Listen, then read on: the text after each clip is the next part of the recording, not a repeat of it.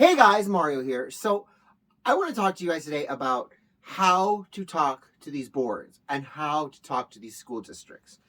Because I see a lot of people going up there, going, or even sending me messages. I'm scared. I mean, do I have a right to speak? Like, I don't have kids in the district. What are they going to say about me? Who cares?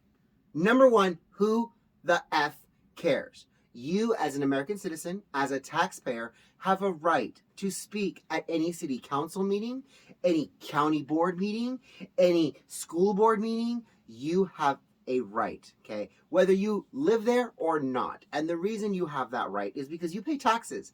You pay a monumental amount of taxes. I pay a monumental amount of taxes. Whether you own a home, you drive on the roads, you buy stuff in the community, you are paying taxes that are actually ultimately going to pay for the school. And if you say, oh, well, it's just such a small amount, well, let's add that to all the millions of dollars that they raise from lotto tickets. And some people will say, oh, they're not really raising money from the lotto tickets. It's hazy.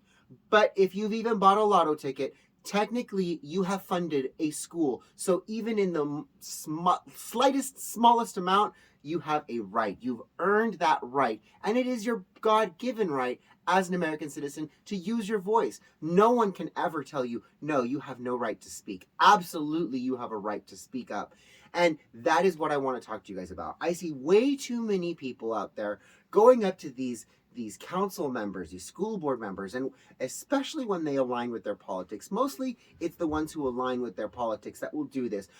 Thank you so much, board, for giving me the opportunity to speak. Thank you, council member and assistants, for giving us the opportunity to be here. We appreciate all the time. No.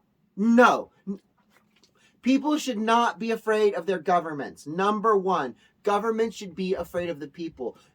Stop thanking them for your time. It is not blessed or given to you by them. That is a legal right that you have, and you have a right to speak on every item. The agenda, you download it, and you say 11.1, blah, blah, blah, 11.2, blah, blah, blah, and you, as an individual, have a right to go, I want to talk about 11.1, I want to talk about 11.2, I want to talk about 11.3, and you know what, I even want to throw in a general comment. So technically, I've spoken to the council 1, 2, 3, 4, 5, a million times in a single sitting if I want to. Now what happens when 50 of us do that? They turn around, oh, we're going to cut your time down to 2 minutes. Okay, not a problem. Now we'll get 100. We will cut you down to a minute, 100. Fine. Now we'll get 200 people to show up.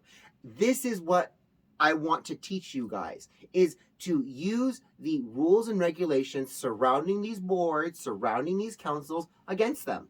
Because if 50 people sign up to speak, okay, 50 people on general comment, fine, we'll cut them down.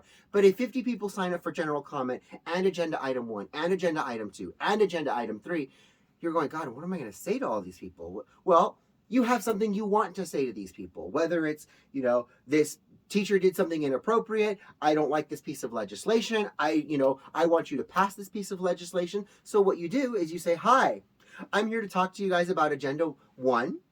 Agenda 1 is saying that we're going to ban e-cigarettes. Just throw something out there. I, as a former non-smoker, blah, blah, blah, blah, blah, I think it's a benefit, a detriment to the community, whatever you want to say. And then here comes the best part.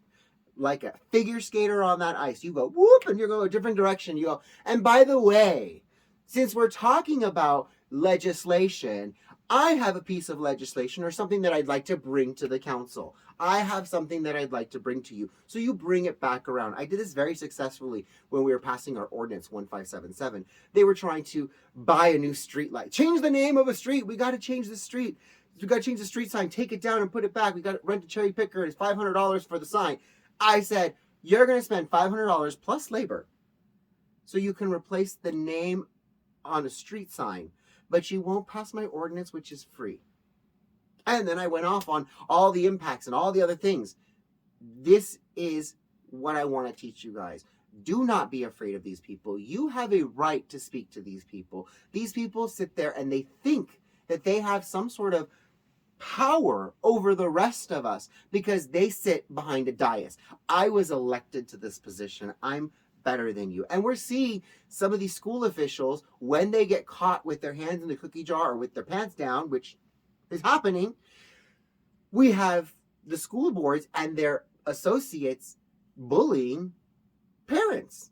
Oh, we're going to make false allegations to their employer so that they can get written up or terminated because they threatened me while I was on the dais. They brought something to light that I didn't want to bring out. So we're going to figure out what reason we can use. Oh, look, the parent came to back to school night. We're just going to call the police and say, hi, this parent was trespassing on this date, da da da da. Never mind the fact that they came in to back to school night or they came in because they had a pass. No. We don't care. We're going to make this false allegation.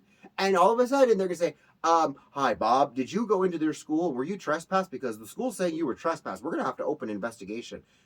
What? So do not be afraid of these school districts. We need to shine the bright, sterilizing UV light of daylight on these people. And we all need to start speaking up. Whether you live in the community or not, you are a stakeholder because your money and your actions are funding the school. Whether you have school kids in the district, whether you had kids in the district, or whether you were a kid in the district, you have a right to speak because these people are going to ultimately create the next generation that we're all going to have to deal with once they leave the care of the schools. So we need to be paying attention to what they're teaching these kids, because if they're teaching these kids something that's going to be detrimental to their future, that's detrimental to us, and we should be doing something about it. All right, you guys, I love you guys all, and I'll talk to you guys soon. Mwah! Bye, guys.